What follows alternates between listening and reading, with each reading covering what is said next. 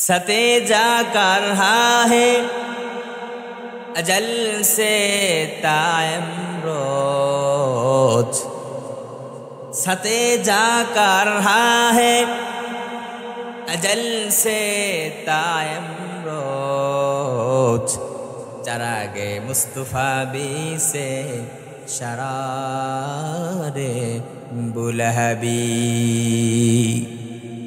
আবু লাহাবের গোষ্ঠীরা সারা জীবন চেয়েছে মুহাম্মদ রাসূলুল্লাহ সাল্লাল্লাহু আলাইহি ওয়াসাল্লাম আনিত জ্বলিত তাওহীদকে চিরাগকে মক্কার মরুপ্রান্ত থেকে বিনষ্ট করে দেবে, শেষ করে দেবে, ধূলিসাৎ করে দেবে। পেরেছে তারা? পারে না, আর পারবেও না ইনশাআল্লাহ।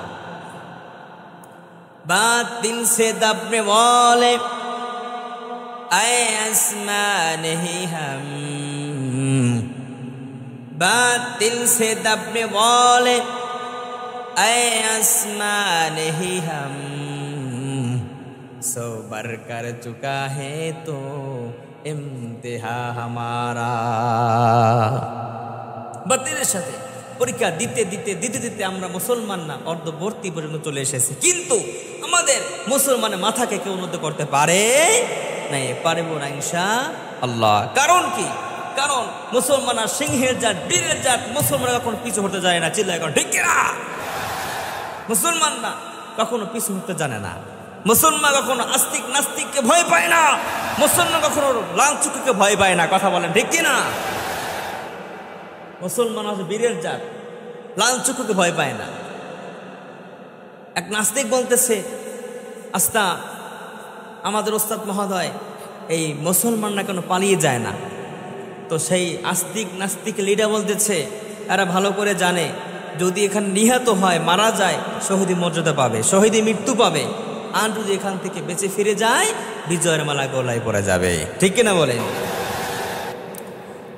हिजाए बदरी पैदा कुन फरिश्ते तेरी नसरत को, उतर सकते गर्दों से अतर अंधर को था रब्बी।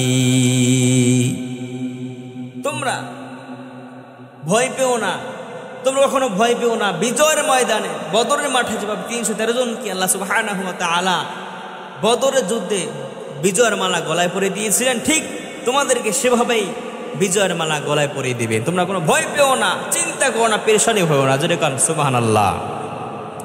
মনে হয় যেন আয় হায় আস্তিক নাস্তিকের চক্রান্ত কত বড় না জানে, কিন্তু ইনশাআল্লাহ দেখবে ওগুলো কিচ্ছু না, সব চূর্ণ বিচূর্ণ হয়ে যাবে।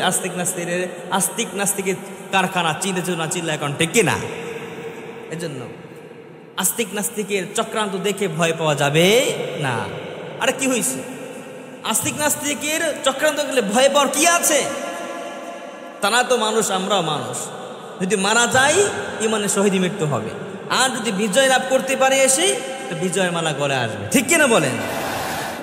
ভয় পাওয়ার কোনো কারণ নাই। এজন্য ভয় পাওয়া যাবে না। আস্তিক নাস্তিকের লাঞ্ছনাকে ভয় পাওয়া যাবে না। আর মুসলমান কখনো ভয় পায় না। চিল্লা এখন ঠিক কিনা?